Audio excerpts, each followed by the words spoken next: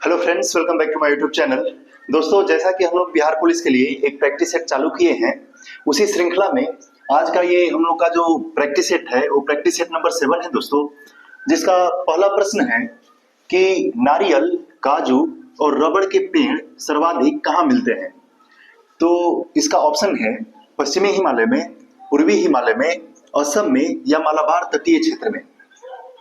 तो नारियल, काजू और रबर के जो पेड़ हैं वो सर्वाधिक देखने को मिलते हैं दोस्तों मालाबार तटीय क्षेत्र में। और मालाबार तटीय क्षेत्र में दोस्तों केरल, कर्नाटक आ जाएगा। तो केरल, कर्नाटक में सबसे ज्यादा नारियल, काजू और रबड़ के पेड़ देखने को मिलते हैं। अगर आपसे पूछे कि सर्वाधिक काजू का उत्पादन किस राज्य में होता है दोस्तों, तो केरल में। और तटीय क्षेत्र के हिसाब से अगर पूछेगा तो वो हो जाएगा मालाबार तटीय क्षेत्र में। अगला जो सेशन होगा दोस्तों, उसमें हम लोग जो भारत का तटीय क्षेत्र है, यहाँ से गुजरात से लेकर के फिर यहाँ पश्चिम बंगाल तक, ये जो डिवाइडेड है दोस्तों, इसका अलग अलग नाम है।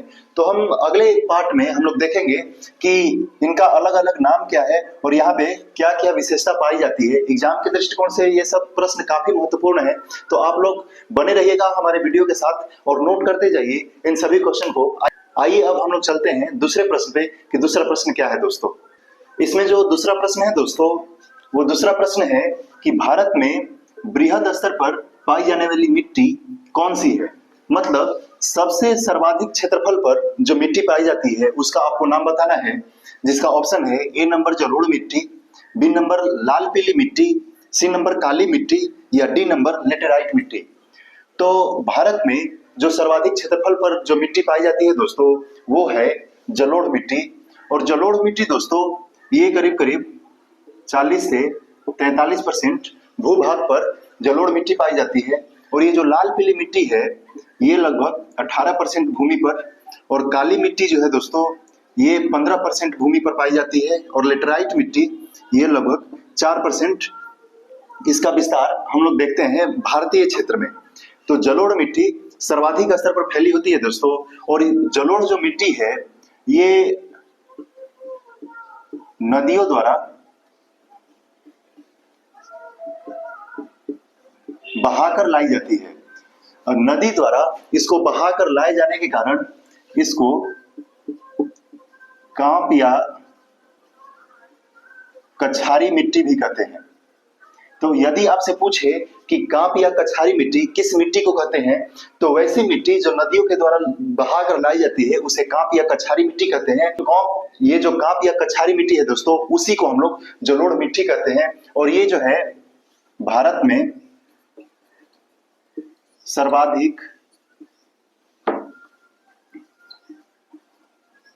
सर्वाधिक उपजाऊ मिट्टी जलोढ़ मिट्टी ही है, और सर्वाधिक क्षेत्रफल पर भी जलोढ़ मिट्टी ही है।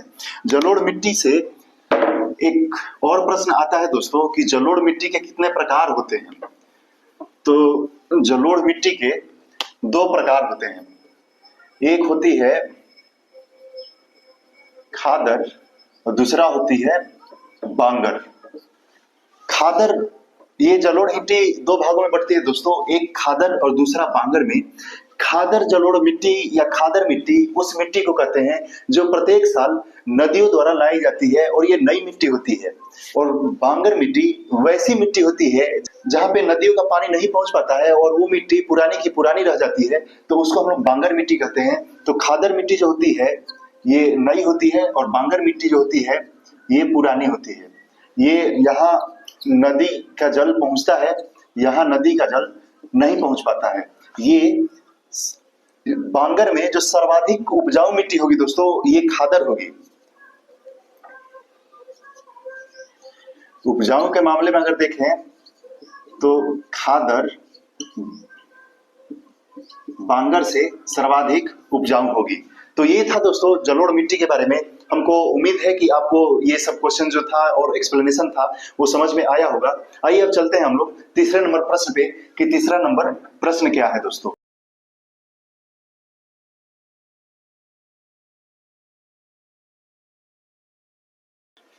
इसमें जो तीसरा प्रश्न है दोस्तों कि उत्तरी गोलार्ध में चक्रवात की दिशा कैसी होती है। मतलब उत्तरी गोलार्ध में चक्रवात जो आता है वो किस दिशा के तरफ आता है वही आपको बताना है। ए नंबर है घड़ी की दिशा में, बी नंबर घड़ी की विपरीत दिशा में, C number A plus B दोनों में, या डी इनमें से कोई नहीं।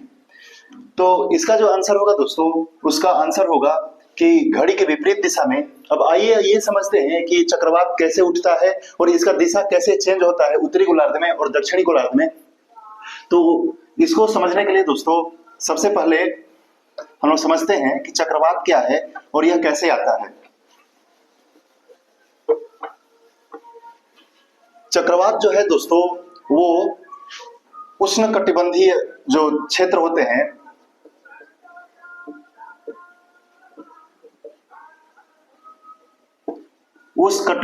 उष्णकटिबंधीय क्षेत्र में चक्रवात आता है। और ये जो आता है दोस्तों निम्न दबाव वाले क्षेत्र में। जब समुद्र में जहां पे निम्न दबाव बनेगा दोस्तों, वहां पे जो हवाएं हैं वो काफी तेजी से आके घूमने लगती हैं और उसके साथ साथ जो गर्म हवाएं हैं वो ऊपर उठने लगती हैं और जो ठंडी हवाएं हैं वो गर्म हवाओं का जो है वो स्पेस लेने आती है। इस प्रकार जो हवाओं का जो प्रचलन है या हवाओं का जो बहाव है वो काफी तेज हो जाता है दोस्तों। और इसके वजह से आंधी, तूफान और तेज वर्षा देखने को मिलता है और समुद्र में काफी हलचल मच जाता है इस चक्रवात के कारण दोस्तों। तो ये था चक्रवात के बारे में। अब यह कैसे पृथ्वी को प्रभावित करता है या उत्तरी गोलार्ध में इसका दिशा कैसे बदलता है, फिर दक्षिणी गोलार्ध में ये कैसे चेंज हो जाता है, आइए अब उस चीज को समझते हैं। यदि हम ग्लोब बना ले पृथ्वी का, जो हम इसको प्रतिरूप बोलते हैं, तो ये अगर पृथ्वी का ये अगर ग्लोब हो गया या पृथ्वी का प्रतिरूप हो गया, तो यहां से बीचों बीच से 0 डिग्री रेखा गुजरती है दोस्तों, विषुवत रेखा। और जो चक्रवात है उष्णकटिबंधीय क्षेत्र में बनता है, मतलब यहां से जो 23.5 डिग्री नॉर्थ है कर्क रेखा और 23.5 डिग्री जो साउथ है मकर रेखा, इन्हीं दोनों के बीच में चक्रवात बनता है दोस्तों। तो ये हो गया ऊपर का उत्तरी गोलार्ध, नीचे का दक्षिणी गोलार्ध। यहाँ पे हम लिखते हैं चक्रवात। तो चक्रवात का जो दिशा होता है दोस्तों उत्तरी गोलार्ध में ये ऐसे होता है, चक्रवात ऐसे चढ़ता है ऊपर, और जो दक्षिणी गोलार्ध में है ये ऐसे चढ़ता है। जब हम घड़ी को देखते हैं दोस्तों तो घड़ी ऐसे बनी होती है, यहाँ ये 12, 3, 6, 9 ऐसे। तो घड़ी का सुई कैसे चलता है, ये ऐसे इस तरह से चलता है। लेकिन जब हम उत्तरी गोलार्ध में देखते हैं तो चक्रवात कैसे जाता है, घड़ी के विपरीत दिशा में। मतलब यहाँ पे चक्रवात जो है उत्तरी गोलार्ध में ये है एंटी क्लॉक और दक्षिणी गोलार्ध में है दोस्तों क्लॉकवाइज। लेकिन जब हम प्रति चक्रवात की बात करते हैं, यहाँ पे जैसे हम प्रति चक्रवात की बात करें तो ये हो गया उत्तरी गोलार्ध, ये दक्षिणी गोलार्ध, ये 0 डिग्री रेखा भूमध्य रेखा, ये विषुवत रेखा। और यहाँ पे हम लिखते हैं कि प्रति चक्रवात की दिशा क्या होगी। तो प्रति चक्रवात की दिशा यहाँ पे जैसे उत्तरी गोलार्ध में ये क्लॉकवाइज होगी दोस्तों, और लेकिन जब दक्षिणी गोलार्ध में हम इसकी दिशा देखेंगे तो ये होगा एंटी क्लॉकवाइज। तो प्रति चक्रवात की दिशा उत्तरी गोलार्ध में हो जाएगी क्लॉकवाइज, मतलब घड़ी की दिशा में, और दक्षिणी गोलार्ध में इसका दिशा हो जाएगा एंटी क्लॉकवाइज। ये दोनों प्रश्न परीक्षा में काफी पूछा जाता है और लड़के कंफ्यूजन के कारण इसको गलती कराते हैं। इसको आप लोग एक बार फिर से देखिए कि जो चक्रवात है दोस्तों वो उत्तरी गोलार्ध में एंटी क्लॉकवाइज, मतलब जैसे जिस तरह से सुई चलेगी वैसे नहीं चलेगा। लेकिन दक्षिणी गोलार्ध में ये जिस प्रकार सुई चलती है या घड़ी का सुई जिस प्रकार चलता है उसी तरह क्लॉकवाइज में ये चक्रवात जाएगा। लेकिन प्रति चक्रवात जो उत्तरी गोलार्ध में दोस्तों वो क्लॉकवाइज चलेगा और लेकिन दक्षिणी गोलार्ध में ये एंटी क्लॉकवाइज चलेगा। आप ये दोनों फिगर को सेम टू सेम इसी तरह छाप लीजिएगा, नोट कर लीजिएगा और इसी तरह आप इसको डिपिक्ट कर लीजिएगा जिससे कि आपको कंफ्यूजन कम होगा कि चक्रवात और प्रति चक्रवात की दिशा उत्तरी गोलार्ध और दक्षिणी गोलार्ध में कैसी होती है। आई होप कि आपको ये प्रश्न समझ में आया होगा। आइए अब हम चलते हैं अगले प्रश्न पे कि अगला प्रश्न क्या है दोस्तों।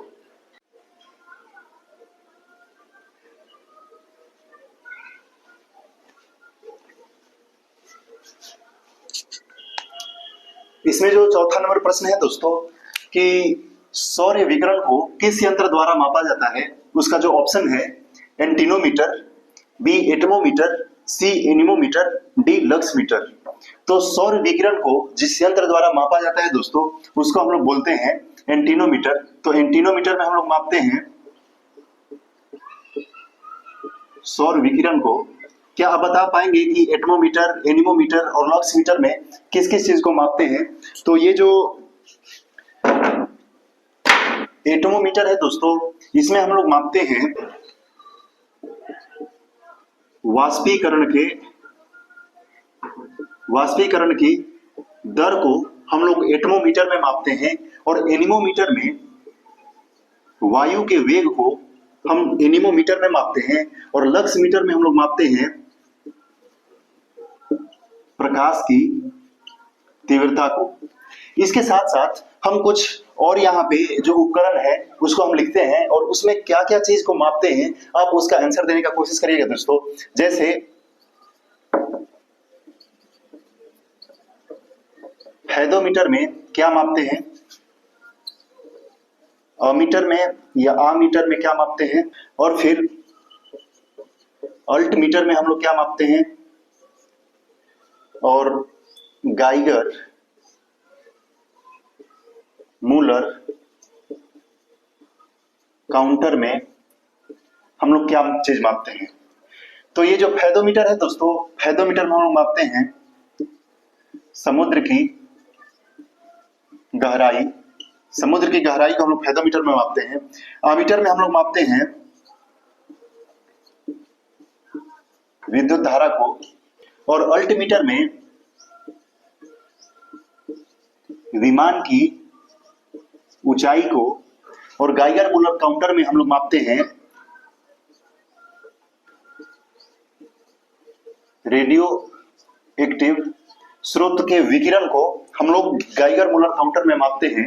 इसको पुनः एक बार हम लोग रिवाइज कर लेते हैं कि सौर विकिरण का मापन हम लोग एंटीनोमीटर में करते हैं, वाष्पीकरण की दर का मापन हम लोग एटमोमीटर में करते हैं, वायु वेग का मापन हम लोग एनीमोमीटर में करते हैं, और प्रकाश की तीव्रता का मापन हम लोग लक्समीटर में करते हैं।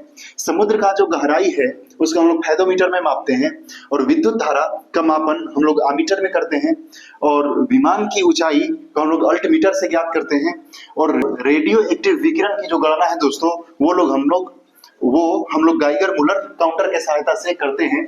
तो ये जो सारे जो उपकरण है दोस्तों, ये काफी इंपॉर्टेंट है परीक्षा के दृष्टिकोण से दोस्तों, तो इसको आप लोग ध्यान रखिएगा। आइए अब हम लोग देखते हैं अगले प्रश्न पे कि अगला प्रश्न क्या है दोस्तों। इसमें जो 5वां प्रश्न है दोस्तों कि राष्ट्रीय धातु विज्ञान प्रयोगशाला कहाँ स्थित है।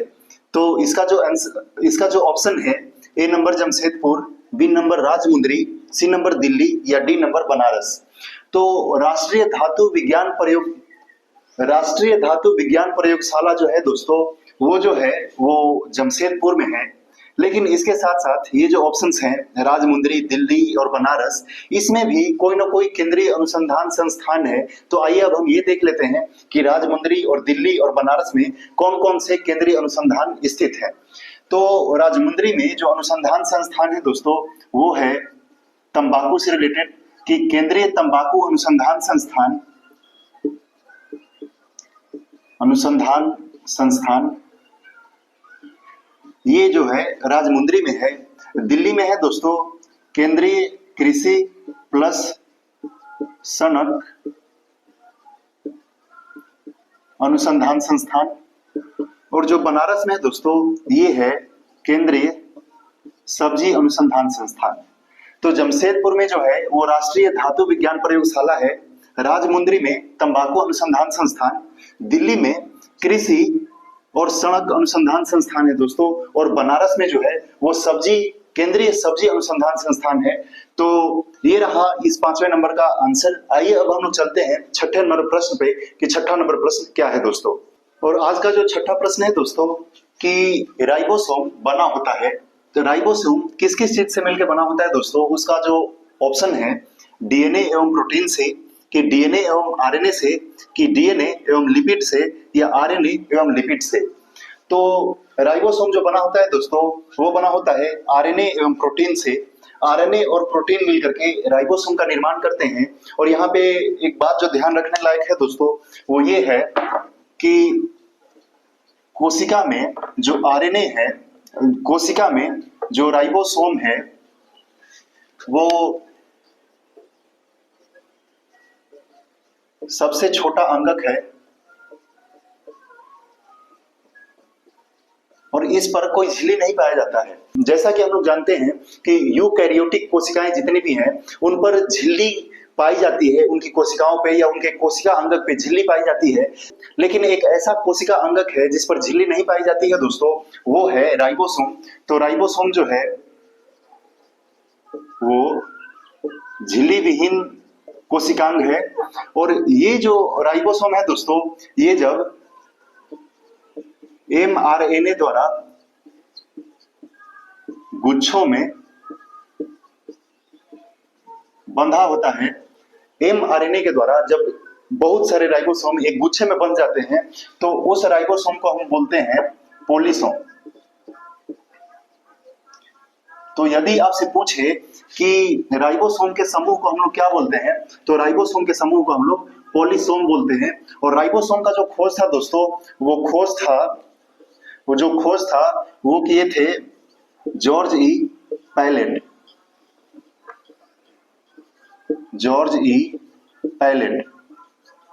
इसीलिए राइबोसोम को हम लोग बोलते हैं पैलेट कण या पैलेट पार्टिकल। तो पैलेट पार्टिकल के नाम से राइबोसोम जाना जाता है। और राइबोसोम में दोस्तों किस चीज का संश्लेषण होता है, ये जो राइबोसोम जो संश्लेषण करता है दोस्तों, ये करता है प्रोटीन का।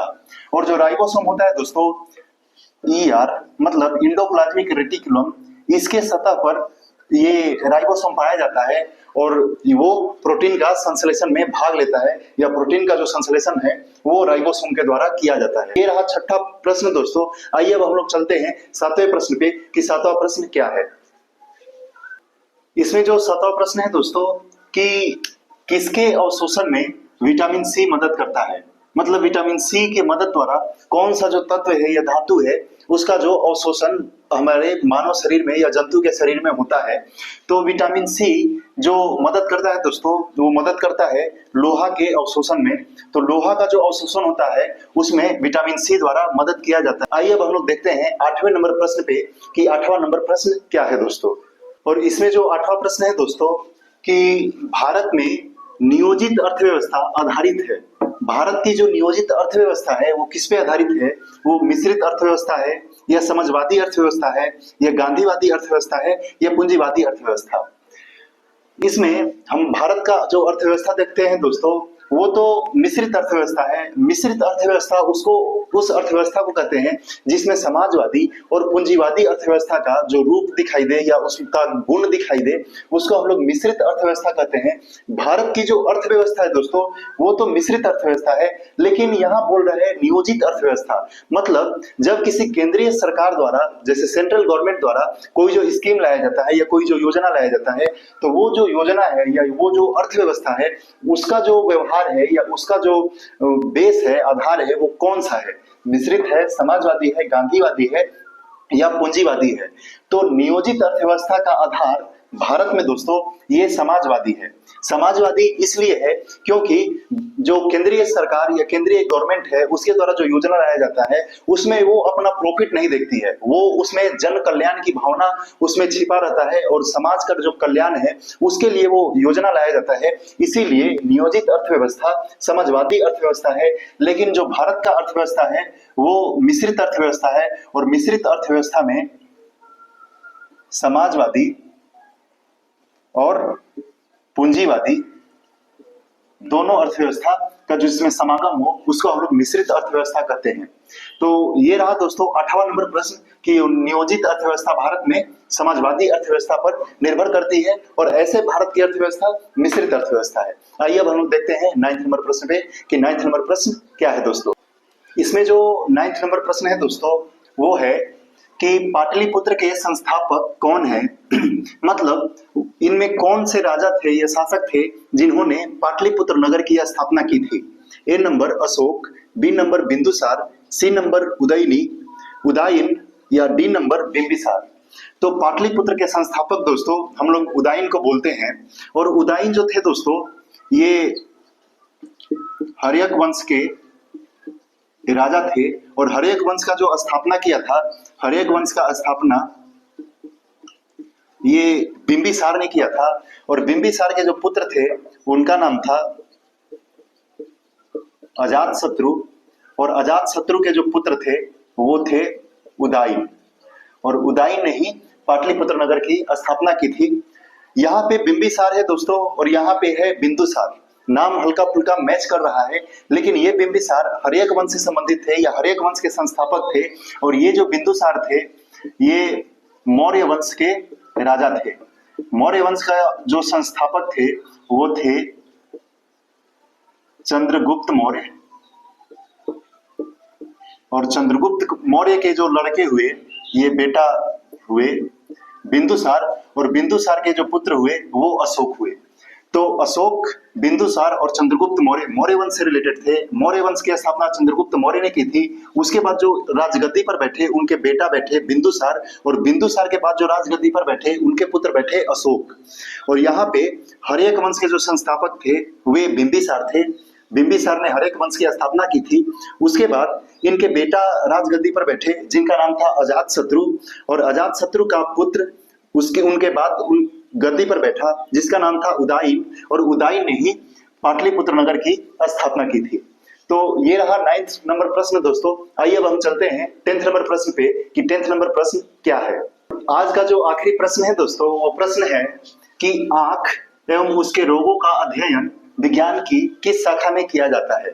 तो आंख एवं उसके रोगों का अध्ययन दोस्तों क्या ऑप्थेल्मोलॉजी में किया जाता है या ओंकोलॉजी में किया जाता है या ऑप्टोमेट्री में किया जाता है या ओडोंटोलॉजी में किया जाता है। तो इसका जो सही आंसर होगा दोस्तों वो होगा ऑप्थेल्मोलॉजी। ऑप्थेल्मोलॉजी में आंख एवं उसके रोगों का अध्ययन किया जाता है। और ये जो ओंकोलॉजी है दोस्तों इसमें कैंसर का अध्ययन किया जाता है। तो कैंसर का अध्ययन ओंकोलॉजी में किया जाता है। और दूसरा वर्ड है यहाँ दोस्तों ऑप्टोमेट्री। ऑप्टोमेट्री में जहाँ पे हम लोग आंखों के लिए जो हम लोग ग्लास लेते हैं मतलब चश्मा लेते हैं या लेंस लेते हैं या आंखों की कितनी दूरी घटी है बढ़ी है उस चीज का जहाँ पे हम लोग जांच कराते हैं उस जगह को या उस विज्ञान की शाखा को हम लोग ऑप्टोमेट्री बोलते हैं। तो इसमें हम लिख लेते हैं चश्मा या लेंस कि मतलब कौन से व्यक्ति के लिए कौन सा लेंस लगेगा या उसको कौन सा चश्मा लगेगा। उस विज्ञान की शाखा, उस चीज का जो अध्ययन होता है उस विज्ञान की शाखा को हम लोग बोलते हैं ऑप्टोमेट्री। और ये जो है दोस्तों ओडोंटोलॉजी, तो ओडोंटोलॉजी में दांतों का अध्ययन किया जाता है। तो दांतों का अध्ययन हम लोग ओडोंटोलॉजी में करते हैं। तो आंख एवं उसके रोगों का अध्ययन ऑप्थेल्मोलॉजी, कैंसर का अध्ययन ओंकोलॉजी, चश्मा या लेंस का अध्ययन जिस विज्ञान की शाखा में करते हैं उसको ऑप्टोमेट्री बोलते हैं दोस्तों। और दांतों का अध्ययन ओडोंटोलॉजी में किया जाता है। ये रहा हम लोग का आज का प्रैक्टिस सेट। आई होप कि आपको ये प्रैक्टिस सेट काफी अच्छा लगा होगा। अगर आप ये वीडियो को फायदेमंद समझते हैं तो आप अपने दोस्तों के साथ, भाई और बहनों के साथ इसको शेयर करिए। चैनल को सब्सक्राइब करिए, वीडियो को लाइक करिए और शेयर करिए। Thank you for watching this video. धन्यवाद।